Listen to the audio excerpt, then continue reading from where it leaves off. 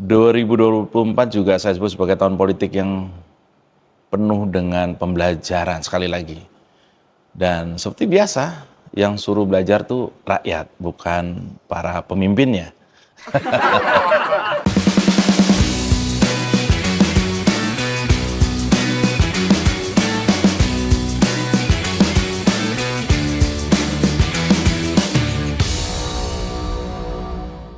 Iya, menutup tahun 2024, banyak sekali peristiwa yang layak kita sikapi.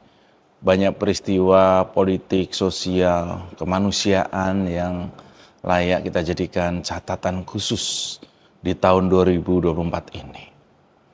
2024 juga saya sebut sebagai tahun politik yang penuh dengan pembelajaran sekali lagi. Dan seperti biasa, yang suruh belajar tuh rakyat, bukan para pemimpinnya. 2024 juga saya sebut sebagai tahun pilihan pahit, di mana banyak orang Indonesia dipaksa untuk memilih pilihan antara duit atau ideologinya gitu. Tahun 2024 juga saya sebut sebagai tahun di mana seseorang yang sudah lama sekali menikmati berbagai kemurahan rezeki di Indonesia ini harus turun tahta, tapi tidak turun jejak, karena jejaknya mungkin akan tetap dia buat sampai dengan 5 tahun ke depan. Tahun 2024 juga saya sebut sebagai salah satu tahun yang berat bagi orang-orang yang punya sikap. Banyak pemimpin-pemimpin, banyak figur-figur yang menurut saya layak sekali menjadi lokomotif perubahan Indonesia ke depannya, tapi justru diamputasi sedemikian rupa sehingga hanya menjadi penonton saat ini. Untunglah, nah ini, di akhir 2024, di mana ada pilkada digelar, di beberapa lokasi yang tidak bisa diamputasi demokrasinya, berhasil menelurkan pemimpin yang mungkin akan menjadi harapan berikutnya. Contohnya di Jakarta misalnya. Ketika daerah-daerah lain, isu yang kita dengar adalah berbagai perampokan sistem demokrasi yang saya bilang tadi terjadi di berbagai lini. Di Jakarta meskipun terjadi juga, tapi tidak semasif daerah lain, dan daya juang, daya dorong, daya bertahan masyarakat Jakarta layak diacungi jempol. Sehingga masih ada setitik harapan bahwa 2025 yang tinggal hitungan hari atau hitungan jam ini akan ada harapan di mana kemudian kalau kita bicara soal demokrasi masih bisa secercah harapan ini bisa menjadi sebuah pemicu harapan baru bahwa demokrasi di Indonesia masih bisa kita selamatkan. Saya belum tahu bagaimana 2025 dan setahun berikutnya atau sampai dengan 2028-2029, tapi minimal ketika ada sebuah sebut saja sebuah sistem yang dipaksakan untuk mengamputasi demokrasi, ternyata masih ada daya tolak, daya dorong dari sedikit dari sekian banyak masyarakat Indonesia yang masih waras lah, intinya itu. Sehingga kalau mau bicara 2024 dan 2025, tahun-tahun yang berat, tahun-tahun yang memprihatinkan, tahun-tahun di mana hukum menjadi senjata politik, tahun-tahun di mana bansos menjadi bagian penting dari sebuah perhelatan pemilihan yang seharusnya dilakukan secara jujur, secara adil, dan secara sadar.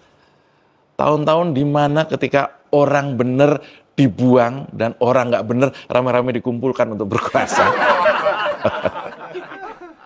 Sehingga patut rasanya meminjam istilah dalam pidato Bung Karno, ya, tahfib, ya, atau tahun-tahun yang berat.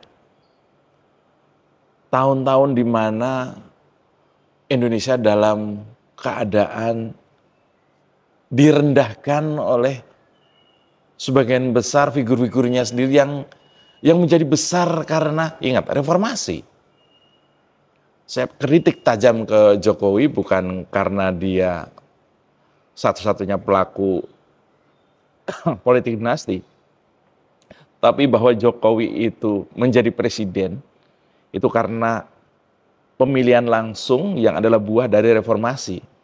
Tapi di tangan Jokowi sendiri, pemilihan langsungnya harusnya menjadi ajang kita mencari pemimpin-pemimpin terbaik, jadi remuk, redam. Bahkan setelah Jokowi ada Pak Prabowo, malah belum juga 3 bulan berkuasa sudah ada wacana untuk mengembalikan pemilihan menjadi demokrasi keterwakilan.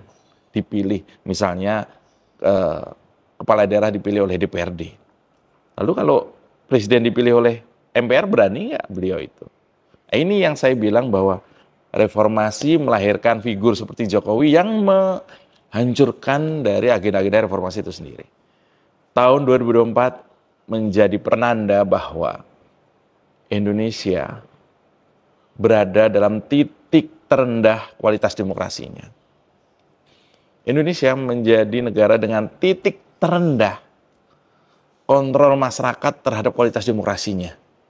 Karena akademisi tidak didengar argumen-argumennya, ya kan? Politisi lebih banyak bukan menghabiskan ide, menghabiskan uang untuk membujuk pemilihnya. Dan para pemuka agama, sebagian besar, tidak semuanya, jauh lebih senang bermain tambang daripada bermain kalimat-kalimat suci kepada umatnya. Tahun 2024 juga ditandai dengan banyaknya orang-orang yang seharusnya menjadi guru yang layak digugu dan ditiru, tapi justru memuakkan tingkah lakunya. Jadi konsep bahwa Indonesia harus berada di tangan yang benar ternyata belum kita raih sama sekali. 2025 di depan mata, dan harapan saya kita akan kembali ke titik nol, di mana demokrasi adalah watak dasar dari negara ini sejak awal didirikan. Bukan dinasti. Bukan omon-omon berantas korupsi, tapi merem begitu lihat pelaku-pelaku korupsi menikmati hukuman yang sangat ringan. Pesan kepada anak muda terutama, kalian yang akan memegang republik ini dalam hitungan tahun-tahun ke depan, belajar melihat dengan hati, akal, dan otak yang waras. Meletak.